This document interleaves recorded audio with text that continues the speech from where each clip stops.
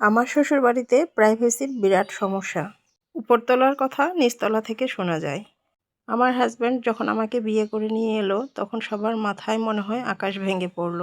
আমার হাসব্যান্ডকে তার মা পাশের রুমে নিয়ে গিয়ে বললেন যে তার পছন্দ ছিল ভার্সিটি পড়া মেয়ে হবে, দেখতে খুবই সুন্দরী হবে, তার সাথে অনেক ধনী পরিবারের মেয়ে হতে হবে। আমাকে যেহেতু মধ্যবিত্ত পরিবার থেকে নিয়ে গিয়েছে তাই তাদের কারোই আমাকে পছন্দ হলো না। এসব শুনে আমার হাসব্যান্ড বাড়ি ছেড়ে যাওয়ার হুমকি দিল, তাতে একটু কাজ হলো। কিন্তু শাশুড়ি আম্মা তিতা ওষুধের মতো আমাকে আর কি কোনো রকম গ্রহণ করলো। আসলে আমার শাশুড়ির রাগ করাটাই স্বাভাবিক, কারণ তারা ছিল অনেক অনেক বেশি বড়লোক, অনেক বেশি ধনী, আর আমার বাবা ছিল মধ্যবিত্ত। সবাই মিলে না মানাটাই হচ্ছে যে স্বাভাবিক, যেহেতু তারা অনেক ধনী আর আমার বাবা ছিল মধ্যবিত্ত, আমি মধ্যবিত্ত পরিবারের একটা মেয়ে।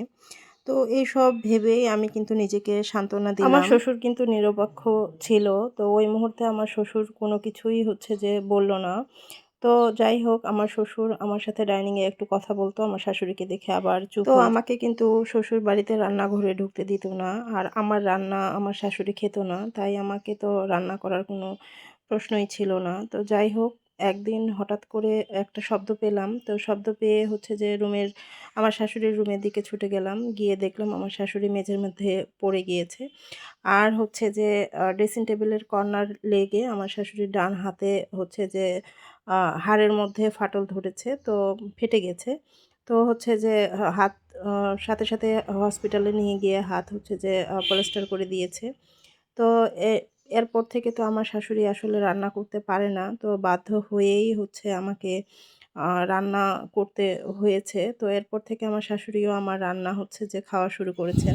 তারপরে আমার রান্না খেয়ে আমার শাশুড়ির মনে হতো আমার কাছে যে ভালোই লাগতো, কারণ উনি হচ্ছে যে ভালো হয়েছে সেটাও বলতো না, খারাপ হয়েছে সেটাও বলতো না। যাই হোক, সময় পেরোতে পেরোতে হচ্ছে যে শাশুড়ি আর বৌমা আমাদের দুজনের বেশ ভালোই হচ্ছে যে জমছিল। রান্না বান্না কাজকর্ম আমি কিন্তু কোনো কিছুই হচ্ছে যে কারো জন্য রেখে দিতাম না। আমি খুব দ্রুত হচ্ছে সব কিছু করে ফেলতাম শুধু শাশুড়ির চোখে ভালো হওয়ার জন্য। আমার হাসব্যান্ড কিন্তু যথেষ্ট ভালো ছিল, আর আমার শ্বশুর তো ভালোই। শাশুড়ির হচ্ছে যে শাশুড়ির কাছে ভালো থাকার জন্য আমার শ্বশুর আমাকে তেমন কোনো সাপোর্ট করতো না, কিন্তু আমি বুঝতাম যে উনি খুবই একজন ভালো মানুষ। কিন্তু আমি প্রেগনেন্ট হয়ে গেলাম। এ খবর শুনে তো আমার শ্বশুর শাশুড়ি মহা খুশি আর মহা খুশি।